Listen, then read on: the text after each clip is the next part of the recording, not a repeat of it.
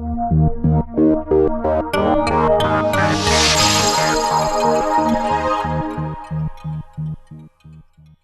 this the first night of the tour? Is this the official first? This is. Well, welcome to Chatham.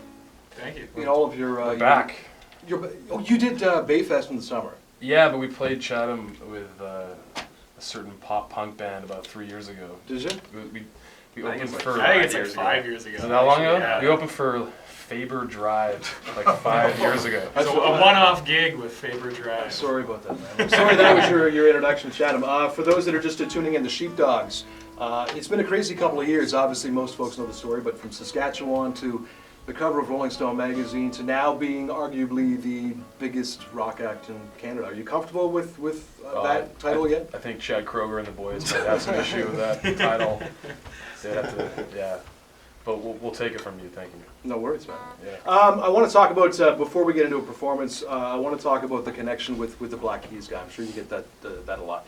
How did that happen with Patrick recording the new record? We just met him basically at a thing in New York, and then just chatted with him and just brought it up. Just like when you meet musicians, you just chat and talk, and he didn't tell us to get away from him, so we said, why don't you produce our next album? And it took some convincing, but he was totally into it. It's interesting that you mentioned Chad Kroger though too, because I noticed one of the reasons I brought that up was because Patrick went on record in Rolling Stone magazine saying yes, that Nickelback were basically the worst thing that's ever happened in music. So. And that was actually while we were recording our record that came out, so it's pretty funny to be like in the studio working on it, and he was getting a kick at all the people beaking him on the internet. You did a pile of festivals over the last couple of years. We just talked about Bayfest and Sarnia. You did Bonnaroo and all kinds of cool stuff. Also a bunch of tours with Kings of Leon, John Fogerty, Robert Randolph. Are there any tours in particular or shows in particular that really jump out at you as being just an amazing festival or amazing tour?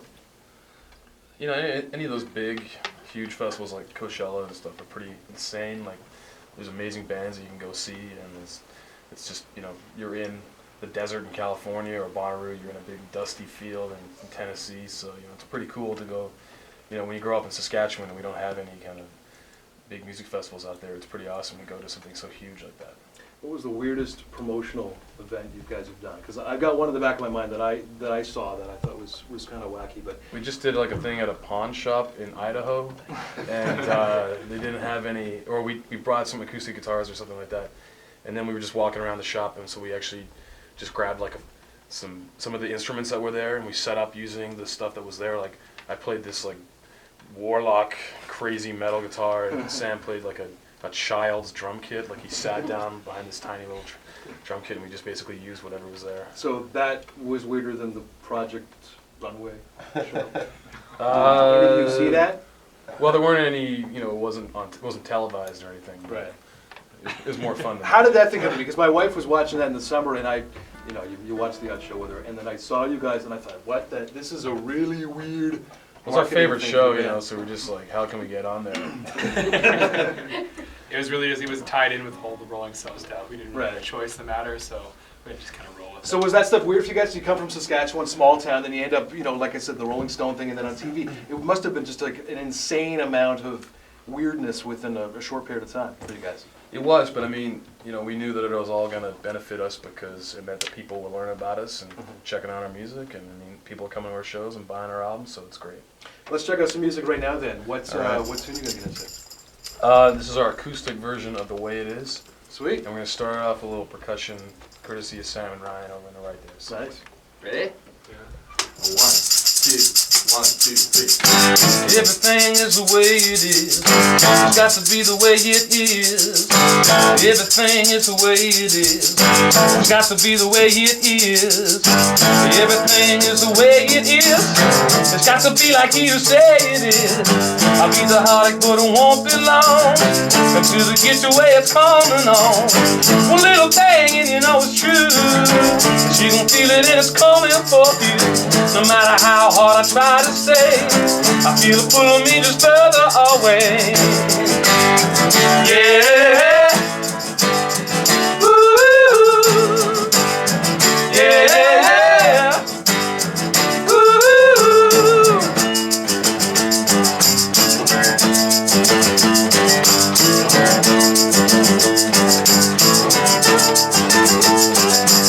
Everything is the way it is. It's got to be the way it is.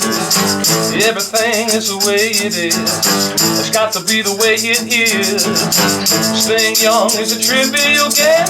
You're getting older, but you stay the same. You look good when you're shaking my way, but let me think of something awful to say. Yeah. Ooh. Yeah.